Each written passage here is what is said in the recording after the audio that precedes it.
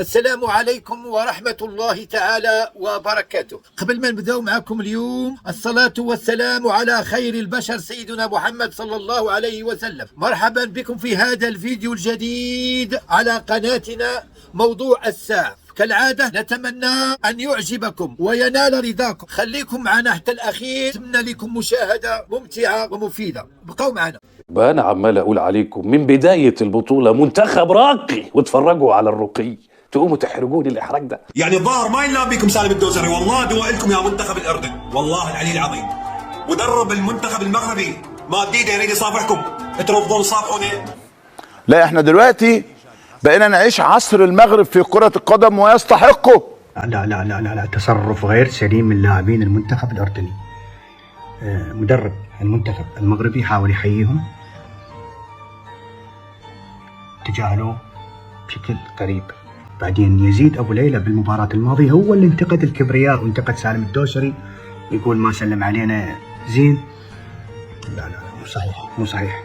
طارق سيكتوي مدرب المنتخب المغربي اللي شارك ببطولة كأس العرب، تعرفون هذا المدرب احنا المنتخب العراقي قابلناه واجهناه بأولمبياد باريس 2024 اللي خسرنا من المغرب 3-0. ادري منو انت ارجنتين برازيل فرنسا، منو انت؟ منتخب المغرب اللي محقق رابع العالم وبطل العالم للشباب، بطل كأس العرب واسماء ونجوم. كل تواضع واقفين مسوي لكم ممر شرفي يا منتخب الصدفة. المصيبة والكارثة حارس الأردن أبو ليلى قبل 3 أيام أو يومين مع سالم الدوسري كابتن السعودية طلع وقال رسالتي لسالم الدوسري: أتمنى التواضع، أنت لاعب كبير. قبل المباراة لما يسلم علينا بشكل جيد، وحقيقة استغربنا جميعا ما قام به. أتمنى منه أن يتعلم من ياسر قحطاني. من تكونون انتم؟ منو انتم؟ الارجنتين، البرازيل، المانيا، انجلترا؟ انتم شنو انتم؟ انتم كلكم منتخب الصدفة، والله منتخب الصدفة. في ربع النهائي سوريا تسببت في إقصاء تونس، المغرب يجيب حق تونس يكسبها، لأنه لازم يكون بين المنتخبات العربية روح رياضية أكبر من هيك. مش حلوة والله. السلام عليكم، قواهم الله. شفنا مباراة البارح الأردن والمغرب، مباراة قمة، بس خربت بآخر شيء. فريق أبو ليلى الرجال مدرب المغرب ما ادني يده بيسلم، من كان بده يديك مسلم وما يتصلح يا أخي. منظره ما هو زين، حنا كلنا واحد. الله فيها ايه؟ مستكترين علينا ان حد يبقى يجيب حقنا يا ابني. امال مين هيجيب حقنا يا ابني؟ ان لم يفعل الاسود هذا ما عادش فاضل. اديك شايف الزباين كلها انضربت منكم. هذا المدرب يستحق كل الاحترام من الجمهور العربي، لأن قدم فريق من أسماء مو من الصف الأول، ولكن ما كان اكو اختلاف بادائهم من اداء المنتخب الاول المغربي. ان كابتن طارق السكتوي شخصيه محترمه، حتى ان اللاعب سليم عبيد نفسه طلع وقال لك ان انا بعتذر لكابتن طارق ودي مش من اخلاقنا، وانا والله كان عن غير قصد عني وعادي. المنتخب السوري هزم المنتخب التونسي، وكان هو المنتخب الوحيد اللي هزمه في المجموعات، وكان السبب مباشر في اقصائه. ام قابلوا الاسود في الدور ربع النهائي صنفروا له ودان. وانتوا يا لاعبين المنتخب الاردني ايش دعوه هالتكبر والتعالي؟ منو انتوا؟ برازيل زمانكم؟ لك وينكم منتخب ما عنده بطولة؟ وإذا صعد نهائي كأس آسيا، وإذا صعد نهائي كأس العرب، استجنوا يا عمي استجنوا. لما كل منتخب كان يطلع يقول استنوا المغرب هيجيب حقنا بالكربون، خد بالك. شاوينا يزيد الشالة من بعيد. ما دام كنتوا افضل شطب ما نقدرش نتكلم، خلاص كنتوا افضل، هزمتونا، خرجتونا، وبفضيحه ما نقدرش نقول حاجه. ليه؟ اجتهدتوا وكنتوا افضل وكنتوا احسن وربنا كافئكم. خلص. طول عمري عودتكم اطلع واحكي مثل حد. لاعبين المنتخب الاردني بهذا الموقف ما رضي يسلم على مدرب المنتخب المغربي، تصرف غير صحيح. وانا كاردني وكل الاردنيين زعلوا لما شافوا هذا الشيء. في لحظه تتويج المغرب ببطوله كاس العرب ظهر اللاعب سليم عبيد وهو ما سلمش على كابتن طارق السكتوي، وطلعوا العالم اللي الله يهديهم ويسامحهم ويقول لك بص دي اخلاق الاراضنه والاردنيين والنشامه وبص اخلاقهم. والكابتن جمال سلامي المفروض الأردن تنهي العقد تبعه، يعطوه عقد جديد ألا وهو مدى الحياة. إنسان بيستاهل، إنسان أصيل شريف، قدم مباراة جميلة قدام البلد الأم. فشكرا جمال سلامي، شكرا كابتن طارق على تواضعك. لاعبين الأردن بهاللقطة بشكل غريب جدا رفضوا مصافحة المدرب المغربي، وبالرغم أن المدرب المغربي حاول لفت انتباه اللاعب الأردني بلمسه على كتفه، إلا أنه البعض حاول يبرر تصرف اللاعب الأردني وقال يمكن يكون حزين أو يمكن تركيزه كله بالمنصة اللي كان متواجد عليها. وتحية عرض افريقيا. تصرف هذا صراحة والله ما عجبنيش، لأنه كما كان صرا للسكتيوي كان قادر يصرا لأي مدرب تاع منتخب آخر. أما لإخواتنا المغاربة بنقول ألف مليون مبروك وتحية خاصة للمستر طارق السكتاوي على الفريق الرائع هذا. وعلى هالانجاز الخيالي هذا. واخلاق المنتخب الاردني الكل بيعرف شو اخلاق الاردن. احنا اسفين على هذا الموقف الغير صحيح، واحنا بنعتذر منكم جميعا، وانا بحكي كلمه الحق، هذا موقف خطا كبير كمان. التواضع حلو، يقول من حطيت قائمة المنتخب المغربي المشاركة في بطولة كأس العرب دعيت من الله سبحانه وتعالى انه انا ما اكون ظلمت لاعب. الراجل الخلوق المتواضع السكتيوي يمد ايده ليكم عشان بتحييكم، مش سلام، ده تحية يا صديقي. كرة القدم يا جماعة هي احترام متبادل، هي تقبل الخسارة. لعبوا احسن، تفوقوا، خلاص خلص الموضوع. ويوميها مشينا بمقولة الأديب والفيلسوف الفرنسي الشهير زكي عبد المجيد لما قال الصنفرة من الكبير مش عيب ولا غلطة يا مان. مدرب المغرب مد يده لمصافحة لاعبين الأردن مواساة لهم، إلى أنهم ما ردوا المصافحة بل تجاهلوا المدرب. مستكترين علينا يبقى في واحد يجيب حقنا ويخلي فيه هيبة وشكل للقارة ديالنا، أي بين قوسين بتاعتنا. البارح مرة خلاص النهائي بين الأردن والمنتخب المغربي، شفنا هذه اللقطة اللي دارها لاعبين المنتخب الأردني للسكتيوي، راح يخمس معاهم وما حبوش يخمسوا معاه. المنتخب الإماراتي هو اللي خرج المنتخب الجزائري، أم المنتخب المغربي زنقوا في نص النهائي اداه 3 ملفوفين لفة سلوفان. مو مدرب منتخب المغرب، بطولة مو من نصيبكم، ماكو داعي تشنترون على خلق الله. المنتخب المغربي أخذ البطولة بجدارة وبالخط الثاني مو بالخط الأول. انتوا ضربتونا في المجموعات، قابلكم في النهائي جاب حقنا. في ايه؟ في نصف النهائي الإمارات خرجت الجزائر، يضرب الإمارات. الله في قلوبكم خيرا يؤتيكم خيرا، والتواضع جميل. هتتكلم عن مدربين هقول لك سكتيوي، مش عاجبك السكتيوي هقول لك رجراجي او ركراكي، مش عاجبك هقول لك محمد وهبه وهلم جره. اللقطه واضحه والصوره واضحه، واكيد هالتصرف اللي صار تصرف فردي، لانه بعدها مباشره علي علوان ظهر بلقطه جدا جميله ومميزه وهو حاضن المدرب المغربي بكل روح رياضيه. والله شفقت على مدرب المنتخب المغربي شو بمد ايده واللاعبين ولاعيبه الاردن شكلهم زعلانين ما رضوا يسلموا عليهم. هون انا متاكد انه الجماهير الاردنيه مش رح ترضى باللقطه هاي. البارحه بعض لاعبين المنتخب الاردني بعد خسارتهم بطوله كاس العرب صراحه تصرف كان مخجل وسلوك مو حلو بدر من اللاعبين، انه مدرب طارق سكيتوي رغم انه يفايز ومنتصر واخذ البطوله ولكن كان متواضع. لاعبين المنتخب الاردني بعضهم ما ردوا السلام عليه ولا اعتبروه له اعتبار، ولا كان تصرف غير لائق وما بأي تقدير. لقطة مستفزة يا جماعة، عدم مصافحة لاعبي الأردن للمدرب المغربي بعد المباراة لقطة مش حلوة أبدا حق لاعبي الأردن. المدرب المغربي بس كان حابب يحيي لاعبي الأردن بعد المباراة. هذه أكثر لقطة محزنة ومستفزة في نفس الوقت، وتبين قلة الاحترام من لاعبين الأردن تجاه مدرب المغرب. مو هاي أخلاقنا ولا هاي أخلاقكم يا أهل الأردن.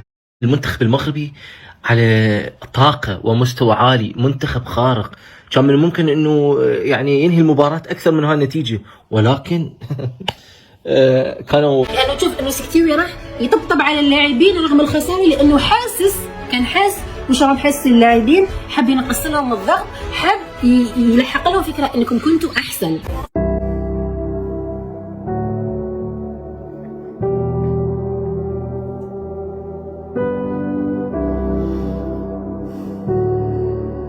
فليش ما احد تداول هذه اللقطه؟ علي علوان سلم وحضن مدرب المغرب. هذا المدرب اكثر مدرب متواضع، هذا المدرب خسر منتخبات كبيره، منتخبات عالميه، وما حد تصرف وياها التصرف. يعلم الله في قلوبكم خيرا يؤتيكم خيرا، والتواضع جميل. من تواضع حقيقه من تواضع لله رفعه. فشكرا طارق سكيتوي، مدرب ولا اروع. بس يا اخوان لا تقولوا، وانا اهل المغرب مدرب منتخب المغرب انتوا على راسي من فوق، انا بعتذر نيابه عنهم. والله يا اخوان نهائيين كاس والله مؤلم، والله يمكن ما كانوا شايفين. خلوا يحطوا لهم عذر، احنا اسفين، وهاي الاخلاق مش اخلاق. لكن انا اشوف انه انت لاعب في منتخب وتلعب في بطوله كبيره، لازم تكون لاعب محترف. كنتوا افضل، قدمتوا مباراه كبيره، لكن للاسف هذه الصوره انا ما نحبش نشوفها في النهائيات، وما نحبش نشوف اللاعبين يتعاملوا مع الخصوم بهذه الطريقه. رايكم في هذا الموضوع؟ يا اردني ترى اخوك المغربي بيحبك بالزاف، يا مغربي ترى اخوك الاردني بيحبك، بس هو كشري يعني، حتى هو لو كان كسبك امبارح كان يقول لك هارد لك كابتن، فاهم؟ دي طبيعته، هو كده كشري، بس يعني والله صدقني طيب وبيحبك. ويزيد ابو ليلى نفسه اللي طلع وصار يقول انه سالم الدوسري ما سلم ومد ايده وانا روح رياضيه، ما بصير هذا الشيء. منتخب خسر نهائيين على التوالي. شو بتتوقع تكون نفسيتهم يا رجل؟ كانوا محطمين بشكل كامل، بس ما حدا تداول هاي اللقطات. كلام مهم جدا لأهل المغرب وخصوصا الكابتن طارق. نحن ما بنعرف إذا كان صاير إشي خلف الكواليس، ولكن اللي بنعرفه لحد الآن واللي نحن شايفينه انه نحن ندين باعتذار للكابتن طارق على ما بدر من المنتخب الاردني. حجزنا التذاكر العوده حتى اليوم 19 لاننا نعرف اننا راح نبقى حتى الفاينل. سمعتي يا اخويا، انت تلعب مع شعب حاط في راسه اللي هو باش يوصل للنهائي، وبالفريق الثالث يا اخويا الميدان يا حميدان، وهاتوا المغرب وهاتوا المغرب في النهايه كل العرب اخوان، بس الكأس في الرباط. يا جماعه اي حد يرفض يسلم على مدرب بحجم مدرب. المغرب هذا قله ادب، مو كوره هذه. المغرب رابع العالم، فازوا على الارجنتين والبرازيل واسبانيا والبرتغال. يعني شنو بعد من انتم عشان ترفعون خشومكم؟ حتى لو خسرتم واجهتوا منتخب تاريخي، المفروض تقولون الحمد لله وتسلمون عليه، مو تتكبروا. التصرف هذا لو كان متعمد والتجاهل متعمد، الاتحاد الاردني لازم يتخذ اجراء صارم مع هاللاعبين، لانه اكيد هذا التصرف ما بيعكس ابدا الروح الرياضيه اللي بيتمتع فيها المنتخب الاردني ولاعبين المنتخب الاردني، ايضا الجماهير الاردنيه. لا بالنهايه لازم يكون في روح رياضيه، خاصه مع المدرب الراقي المحترم طارق السكتاوي. بعرف انكم زعلانين وبعرف انكم مقهورين، بس طلعتوا بعيوننا ابطال وانتوا قدمتوا بطوله سوبر كبيره. مدرب منتخب المغرب يحاول يسلم عليهم، ما يردوا مثل ما شفتوا باللقطه، لحد الان ما بعرف شو السبب. قبل يومين طلع انتقد سالم الدوسري وقال سالم سلم علينا بتكبر، وهو كذاب قسم بالله العظيم. سالم سلم عليهم حال اللاعبين. له يا نشامه له، ما حبيتها منكم ابدا ابدا ابدا. مو نحن بنوب ومو النشامه بنوبي اللي بيعملوا هذا التصرف. لا تزعلوا مني، انا اخوكم وبمون عليكم. هذا التصرف نتمنى انه ما ينعاد. طيب ليش ما في احد تداول هذا اللقطه بالهدف الثالث للاردن؟ وقبل ما يتم الغائه اصلا لاعب الاردن نسى نفسه وصار يحتفل امام مدرجات المنتخب المغربي، ولاعبي الاردن تداركوا الوضع وصاروا يعتذروا من الجمهور. حتى اللاعب اللي سجل هدف صار يحكي للجمهور المغربي انا اسف وانتم كلكم على راسي. لا كوب دارها بلي داتها الجزائر ولا كوب دارها بلي داتها المغرب، راه بيناتها 5 كيلو. اعلى من الصاروخ بتاع الواد الطنان في البدايه، جاب عليها وطيه، عارف وربنا عارف انه هو حراق ملهلب. يعني انا اسف من اللاعب سالم الدوسري لانه قبل يومين نزلت فيديو اتهمته بالتكبر على كلام منه؟ على كلام ابو ليلى حارس منتخب الاردن. ترى هو سالم الدوسري اللي تكبر عليكم، اللي رفض يصافحكم، اللي ما احترمكم يا منتخب البلدوره. ايه يعني منتخب كبير اسم كبير وزمنا منه خلاص عادي. ثم يا ابني ما انتوا شايفين كل المنتخبات اللي جت من القاره الافريقيه بتاعتنا حالها يصعب على الكافر. هاي اللقطه الغير اخلاقيه لك هو طارق السكتاوي، انت سامع من نقول له هذا البشر خلقه واخلاق؟ اي والله العظيم خلقه واخلاق. شنو هالتواضع؟ ايش هالمدرب يقول من تواضع لله رفعه. هقول لك منتخب اول، مش عاجبك منتخب اول هقول لك منتخب تاني، مش عاجبك منتخب تاني او منتخب اولمبي هقول لك طب يلا بينا تعال نروح على منتخب الشباب، مش عاجبك او تعال نروح على منتخب الناشئين. وانه لما مدرب الخصم يعطي لك يده تخلص معه تخلص معه عادي، لانه هذا ما راحش يقلل منك ولا من منتخبك ولا من شخصيتك. لقطة لاعب المنتخب الأردني أبو طه لما سجل الهدف واعتذر من الجمهور المغربي وحكى لهم أنتوا على راسي، واللقطة الثانية لما لاعبين المنتخب الأردني سلموا بالأحضان على مدرب المنتخب المغربي. ما حدا بيطلع له يقلل نهائيا أو يشوه صورة المنتخب الأردني بهاي البطولة. طب أنت لاعبين منتخبك كلهم ما ردوا المصافحة على مدرب المغرب، هذه قلة احترام. ما ودي أكثر صراحة لأن الموقف صراحة مستفز جدا للأمانة. في النهائي الأردن تسببت في إقصائنا، الفريق الوحيد اللي هزمنا ب3 وبعد اللقاء روحنا على طول. كنا محتاجين مكسب في هذه البطولة يكسبوا فيه الفاينل، لأنه من الأول حكيناها كل العرب إخوان، والأردن أثبتوا هذا الكلام بكثير لقطات. قبل ما تبلش المباراة بالسلام للأمانة كان يسلم علينا، يعني استغربنا منه، ما مدش ايده اصلا يسلم. قبل ما تبلش المباراه بالسلام للامانه كان يسلم علينا، يعني استغربنا منه، ما مدش ايده اصلا يسلم.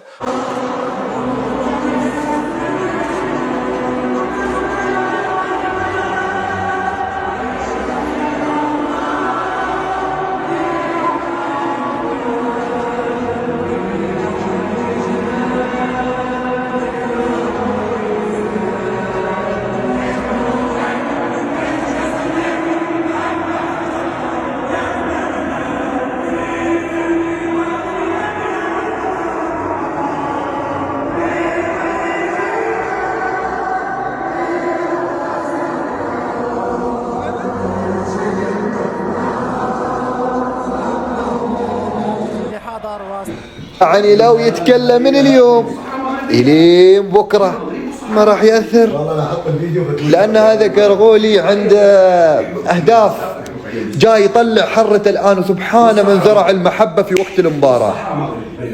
نفوز نحن وهم يفوزون، اثنيننا مستانسين، لكن انت وين؟ انت لا هني ولا هناك حبيبي، انت خسرت كل شيء، انت خليك فوق كاس افريقيا. ما في احد صعب انك تقدر على المغرب يا رجل، بالصف الثالث يسيطر ويستحوذ ويسوي كل شيء. اما بالنسبه لحمد الله من دخل غير مجرى المباراه كلها، غير مجرى المباراه كلها. فلذلك وامام الامارات، والامارات كلها مجنسه وكلهم برازيليين وارجنتينيين ومدري منو. هدف مغربي مش طبيعيين المغرب، مش طبيعيين المغرب والله. خبطت وغيرت اتجاه صعبة على الجول، صعبة على الجول يا ولد. بجميع السنين يا معلم كذابين، ولاد صغار كبار شيخوخة نساء يا معلم، يا سيدي العزيز يا معلم، شو اسمه فضائيين، بكل انواع الكائنات الحيه يا رجل قطاع حبيبي. والصحراء يقول لك شو؟ مغربيه. صاحب المصالح الصحراء شو؟ النوع الثاني صاحب مغربيه. الصحراء شو يا شباب؟ شو الصحراء يا شباب؟ مغربيه. ومنتخب ثاني غير المنتخب اللي موجود كاس العرب. كل المنتخبات العربية عليهم انهم يفتخرون شنو قاعد يسوي المنتخب المغربي. حمد الله ما يقعدش ده وما ينفعش ما ينضمش للمنتخب الكبير. سفاح في ال 18 اسيست وجول. شو هذا يا زلمه؟ شو هذا يا معلم؟ ترى ما حد عارف يا سيدي العزيز غير حمد الله بالمنتخب اللي انا قاعد بشوفه، الباقي يا معلم من اولاد الحومه يا رجل، من الحاره جايبينهم. لا تزعلوا، بس منتخب اخر يظلم من المنتخب المغربي. انا برايي المنتخب المغربي ما لازم يشارك في بطوله كاس العرب اصلا. المغربيين بشكل عام جدا طيبين وحنينين. انا صالحي انا احبك، تابع لهالنجمه هذه، حاول نشوفك وانت شفت ولا لا؟ وهذا اللي قاعد يصير. الصحراء شو؟ مغربيه. وديما المغرب اي والله عليهم انهم يفتخرون شنو قاعد يسوي المنتخب المغربي. ولازم اذا كل المنتخبات العربيه اذا تبون تنشئون كره قدم صح ومسيره صحيحه، ما شاء الله تبارك الرحمن، نفس اللي سواه المنتخب المغربي، جيبوا ناشئينكم وابدوا من جديد وشغلوا التلفزيون وحطوا طال عمركم المنتخب المغربي من اول بدايته الى وصل كاس العالم ونص نهائي كاس العالم. قولهم تعلموا. ايا كان مين اللي جاي الاردن يا اهلا وسهلا، جاي السعوديه يا اهلا وسهلا، المغرب في حته ثانيه. فالف مبروك. هي وصلوا نهائي يا اخوان باقل التكاليف، وصلوا نهائي كاس العرب. الف مبروك للمغرب، وهذا لك الشعب الاماراتي، والله يسترها معانا اليوم يا معلم قدام السعوديه. بدنا نحكي الجد هسه بعيدا عن المزح، اترك المزح على جنب. منتخب بيجبرك تحترمه، بيجبرك انك تفتخر فيه، منتخب بفت كوره، منتخب بعطيك، منتخب بتعول عليه، مع انه مش المنتخب الاول لكن منتخب برفع راسك. مبروك للمغرب. ديما مغرب. سمعت؟ ديما شو؟ ديما المغرب. تشوف العلم هذا؟ ايوه الصحراء مغربيه غصب عليك. ما شاء الله عيني عليكم بارده. منتخب الحومه المغربي الى نهائي كاس العرب اللي موجوده في الدوحه. حطوا المغرب في النهائي وشوفوا مين جاي. اضحك يا حنكي.